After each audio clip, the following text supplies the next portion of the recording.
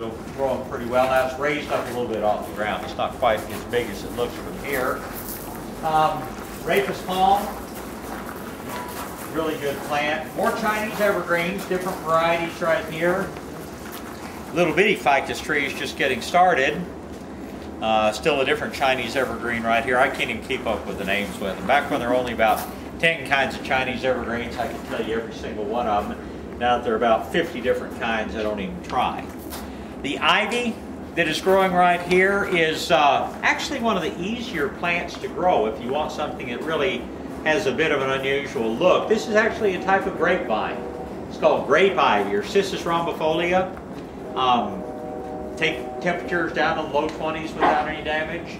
Doesn't have to have real bright light, but it does moderately bright, but it's actually a pretty good house plant. And for people that want to grow a hanging basket indoors, that is an excellent plant to grow as a hanging basket. Just forget about taking your ferns inside. You're not going to be happy with that. But grape ivy will make a pretty basket indoors.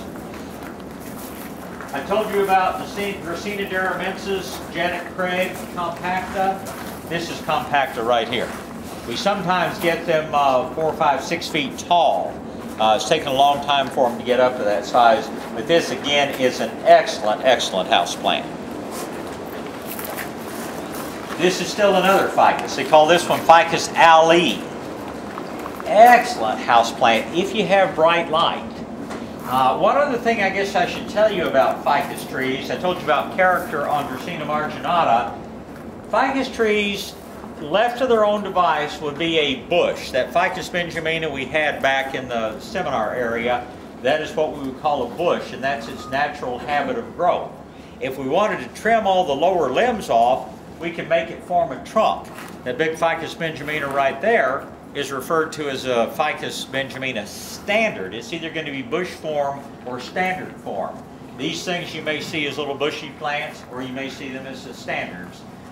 This plant probably grows with a little less light than benjamina. I think it's a lot more interesting than Ficus benjamina, and it makes it a really good plant if you have really bright light inside. If you want to have a schefflera, this is the schefflera to grow. This is the so-called Hawaiian schefflera or dwarf schefflera, Schefflera arbicola. Remember, dwarf is always a relative term. Compared to the standard, you know, it's a small plant. This will get about 10 feet tall, but a standard schefflera will get about 30 feet tall.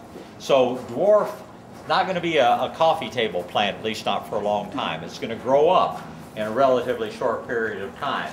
Moderate light, watch it for scale, but for a bushy, pretty jungle-like plant to have indoors, dwarf schefflera is a good choice as long as you have enough light for it. Is that called an umbrella plant? The standard schefflera is called an umbrella plant. It will have leaves that are about 10 times as big as that and requires a great deal more light to do well. What type of plant is this one right here? This one? Yes. That's your fiddle leaf fig, Ficus pandurata. Grow it just like a ficus. They're both figs. They're both ficus. Okay, let me sneak through here. Interesting plant. I think the way most people of my generation like this is because they think it looks like marijuana or something like that, but it's not. We had years ago when I managed a nursery in Dallas, we actually had somebody steal a couple of these. I sincerely hope they tried to take them home and smoke them, and I hope it made them deathly ill. It's a good house plant if you have really bright light. It's an unusual house plant, and it does a very interesting thing when it matures. This is what we call juvenile foliage, and the leaves will look just like this for the first 5 to 7 years that this plant grows. Then all of a sudden it matures. It gets to the point that it can have flowers and reproduce, and just overnight the next set of leaves that comes out on the top of the cane, each of these things will be about this wide and about this long. And it looks like two different plants. It'll grow up, it'll have all this juvenile foliage underneath, and then all of a sudden it's got these giant leaves on top of it. But they call it a false aurelia. It's not an aurelia at all. Proper name of it is Discogothica. I guess that's why they call it a false aurelia, because most people don't want to say Discogothica elegantissima. I thought it was kind of fun to learn that word myself. It was one of my first scientific plant names. Good plant, but again, very, very bright light. This, where you're looking for a plant that grows upright but doesn't spread out too much. This is the so-called bamboo palm. Its first cousin, that little one I showed you back there we call the parlor palm, that's Chamois elegans, this is Chamois rumpens. This is the bamboo palm, and it grows very much in a vertical fashion. And it doesn't take a whole lot of light. It will not grow in the dark. But if you have a moderately bright place, it's a great palm to grow indoors. And you've got the ceiling fans going, so is it the fact that they're so much higher than... They're so much higher, and there's so much natural humidity in here. Wow. We can have the fans going full speed, and it doesn't bother them in here because the humidity is probably 85%. In your home where your central heat and air run, you've got about 5% humidity.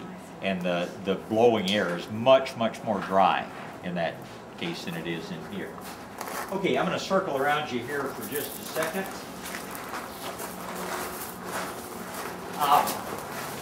This is a true Aralia.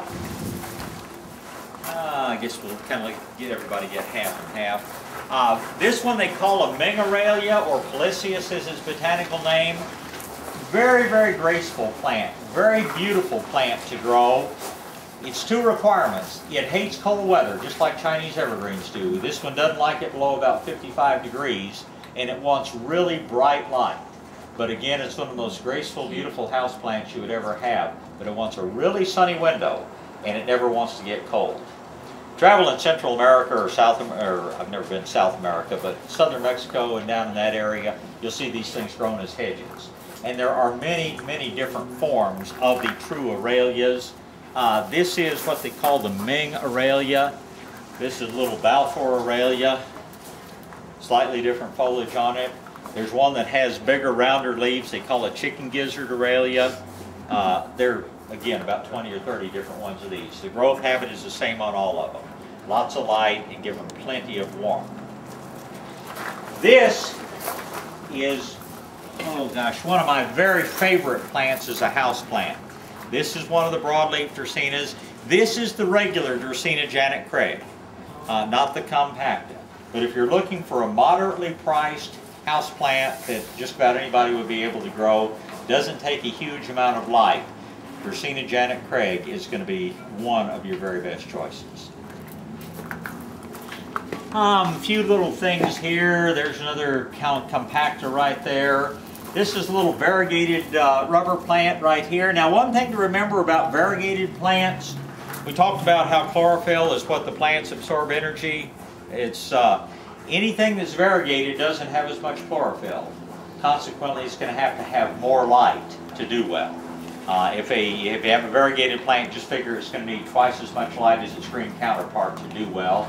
We've already said that rubber trees take a lot of light, so I'll just let you guess how much light this one takes if it's really going to do well. But for a really sunny window or something like that, it makes an absolutely beautiful plant. We had one that was about as big as that big one I showed you back there in the corner, growing in here for a while, but it just took up too much room. This is a different rubber plant. This is what they call the black rubber plant. That's another one right there that just has extra dark foliage. This is an interesting plant. I have yet to know why it's called money tree. Maybe it made a lot of money for some horticulturist somewhere someday. Pachira is its botanical name. These things get big. They grow pretty quickly, which makes them pretty inexpensive. There's a bigger one right there. Plus you can braid the trunks together and make something really interesting out of it. Very bright light. Easy to grow, but very bright light. And it's going to try to get too big on you. It's going to grow several feet a year, and you'll end up having to cut it back from the ceiling. Most people are proud that they've kept the plant alive long enough that it had to be cut back from the ceiling. But anyway, the so-called money tree is an interesting plant. Ponytail palm. This one was actually Roberta's mom's. Interesting plant. They grow natively in the deserts of northeastern Mexico. In the desert, it probably would have taken a plant 75 years to get that big. Consequently, makes them expensive if you get the old ones that have actually been collected from the desert and grown out. In a greenhouse, you could grow one to about that size in probably about 10 years or so. But again,